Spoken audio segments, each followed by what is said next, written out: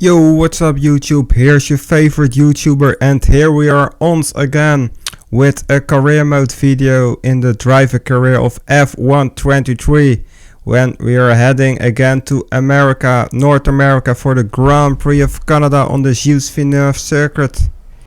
If you have missed last episode, then you can watch it on my channel before we head into the content, before giving any spoilers away. Crazy chapters are being written every race in this exciting championship, where there's only a 8-point difference between the championship leaders Lewis Hamilton and Max Verstappen. It's 2021 all over again if you just close your eyes once and open again. It's absolutely phenomenal, and let's see what this race has in store for us.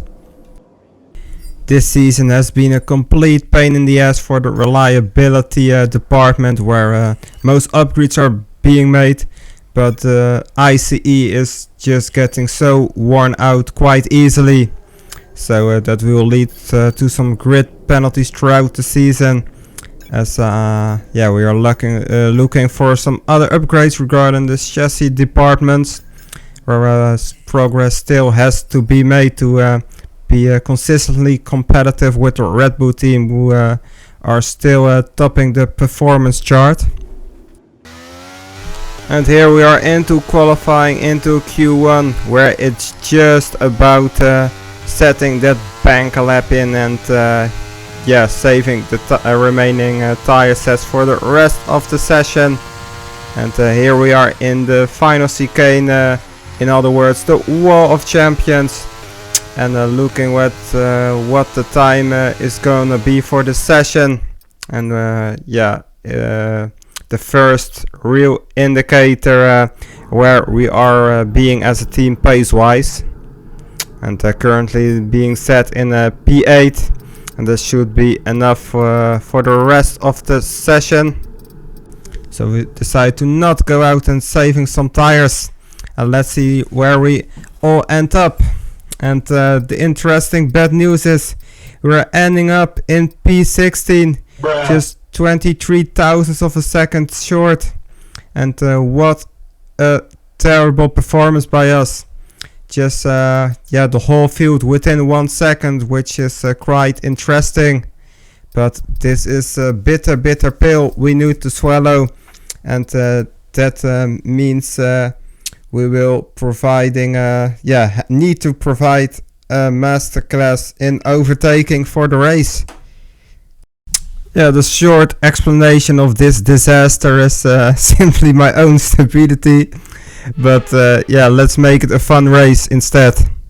But firstly, we are going to listen to my British colleagues for the starting lineup of today. And the smooth operator Carlos Sainz completes the front row.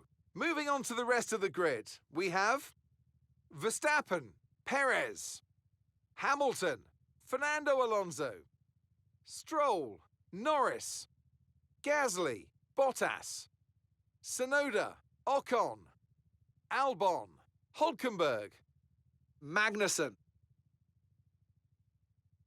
Oscar Piastri, Joe, Sargent, and Nick De Vries. And they've been involved. So with that being said, what are we gonna do? What is our master plan for today? It's going to be on the hard tire, having the hardest stint at the opening stint of the race, and let's see what we can do. And now we are on the formation lap. Let's bring you some Canadian Grand Prix facts. Lewis Hamilton and Michael Schumacher got the most wins over here, both 7 wins at this particularly Canadian Grand Prix, with Ferrari as most successful constructors, 14 wins in total. It's a Grand Prix in 2008 where Robert Kubica got his first and only F1 win after crashing out of the year before, when Lewis Hamilton grabbed his first win actually in Formula 1. Well, at the end having a total of 103 wins at the moment of speaking. And it's also the Grand Prix where Daniel Ricciardo got one of his first wins back in 2014, which was quite impressive. Mercedes was dominating the field with an incredible car back then. Yeah, you can somehow compare it to what Red Bull is having now, even though Red Bull is quite more impressive. But those are some facts of the Canadian Grand Prix for today. And now let's head up to the starting grid. We are more than ready for the start of this Canadian Grand Prix, waiting for the red lights to go out before we go into the Grand Prix, starting from 16th place on the hard tire, having a good start here, grabbing 2 places already on the boat Haas, and then giving a launch on the inside, going wheel to wheel 3 right. Then we try here to go on the outside to get some places also, and we are in 10th position after just 2 corners.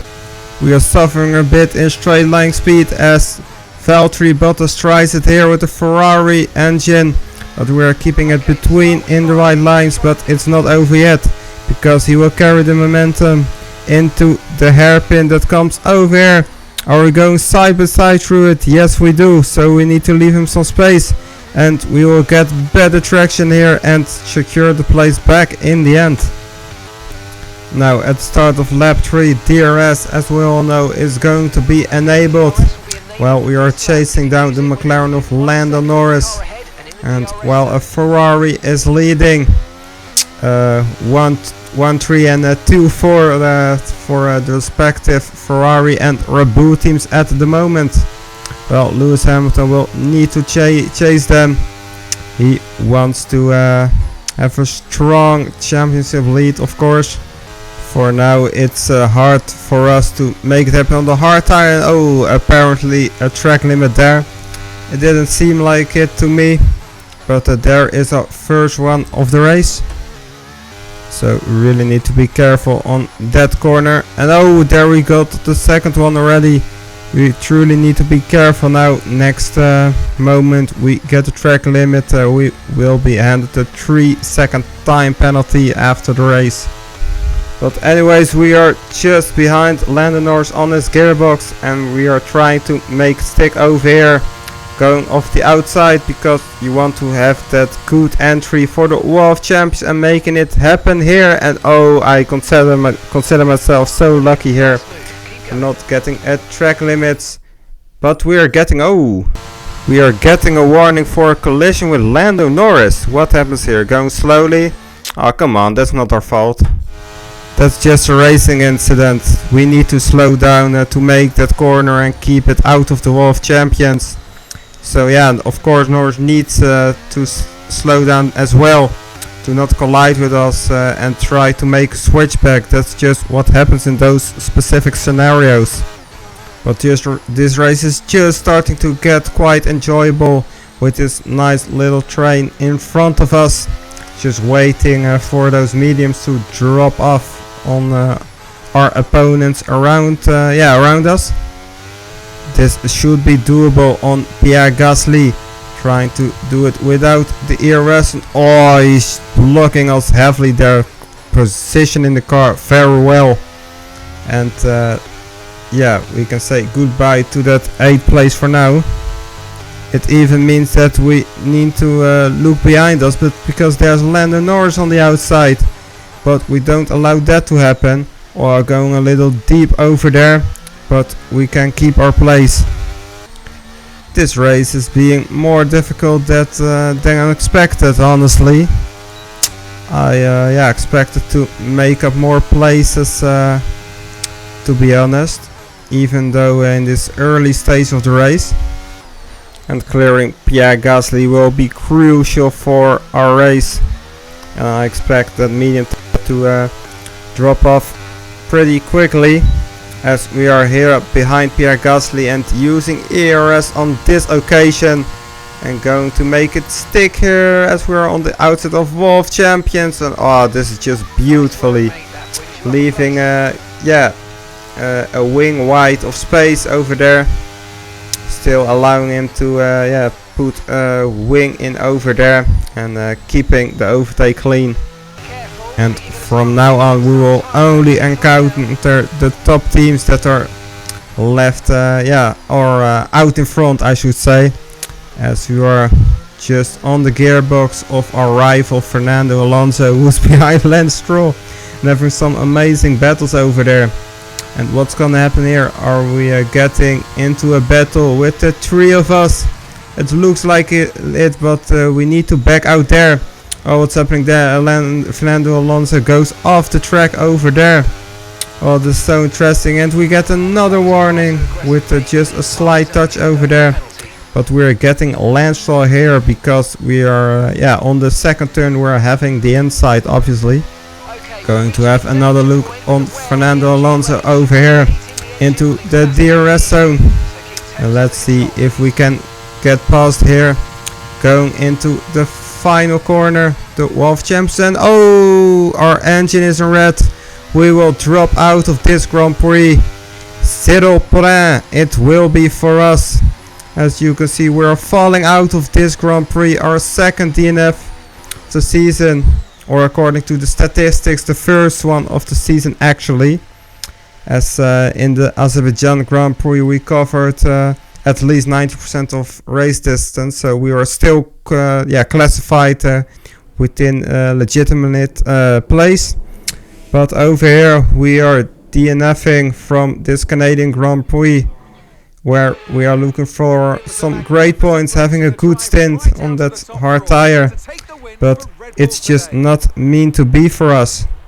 And it means Max Verstappen does his job well again and wins the Grand Prix of Canada on Villeneuve circuit, and Ferrari can't make it happen, who seem to be strong around here, but not stronger than the Red Bull of Max Verstappen. And we'll of course take a look at the other classifications with the podium for Charles Leclerc, as you can see, on the second place, Lewis Hamilton in third place, which means Carlos Sainz has dropped back at the end, quite disappointing, as one of the championship contenders also. So yeah, here's your top three, and you can take a look at the rest of your favorites as well, as we are the only retired driver from the race, which has huge consequences for the classifications at the moment.